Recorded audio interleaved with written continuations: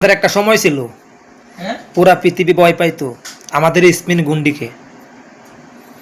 রফিক ভাই থেকে শুরু আব্দুল রাজ্জাক রাজ, যাদের খেলা আমি আব্দুল রাজ্জাক রাজের খেলা আমি দেখছি, রফিক ভাইয়ের খেলা আমি লাইভ দেখতে পারিনি। তারপরে আসলো পৃথিবীর নাম্বার অলরাউন্ডার সাকিব আল হাসান।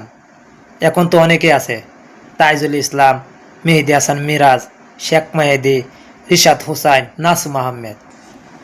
কিন্তু বর্তমানে আমাদের বাংলাদেশ পুরা পৃথিবীকে চ্যালেঞ্জ জানায় পেস ইন ইট। আমাদের পেস বলাররা বর্তমানে এত শক্তিশালী, আপনি কাকে বাদ দিয়ে কাকে রাখবেন বলেন? প্রথমে যদি বলি কাটার মাস্টার মুস্তাফিজুর রহমান, যার কাটারে পৃথিবীর বড় বাঘা বাঘা ব্যাটসম্যান ভয় পাওয়া যায়। সাথে ধরে নেন আপনি তাসকির, যার আগ্রাসন আর বামসে ব্যাটসম্যানদের হাতের কনি সহ লড়ে যায়।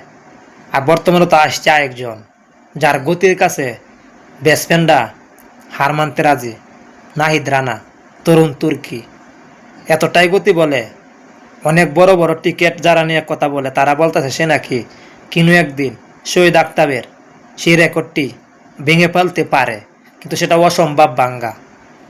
সাথে শরীফুল ইসলাম আরেকজন আগ্রাসন বোলার, তার সাথে আছে তানজিদ সাকিব, যে ইন্ডিয়াকে সামনে পাইলে মনে হয় যে বল দিয়া ব্যাট ব্যাট ভাইঙ্গা স্টেমে আগুন ধরায় দিতে চায়, এতটাই ভয়ঙ্কর হয়ে যায় সে। তার সাথে আরও অনেকেই আছে ভাই। বর্তমানে আমাদের যাতে ফেস বলার যারা আছে, মানে এরা ডোমিনেট করতেছে বল পৃথিবীকে। আপনি দেখেন পাকিস্তানের PSL-এ 3 জন পেসার আমাদের খেলবে, শরীফুল ইসলাম, মুস্তাফিজুর রহমান, নাহিদ রানা।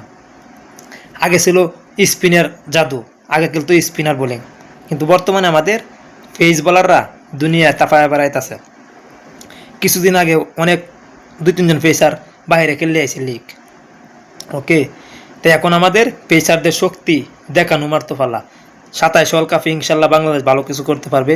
সামনে নিউজিল্যান্ড সিরিজ আছে, তারা আসতেছে 3টে ODI ম্যাচ খেলবে, 3টে T20 ম্যাচ খেলবে। সেখানে আমরা এই পেসারের উপরেই ভরসা রাখতে পারি।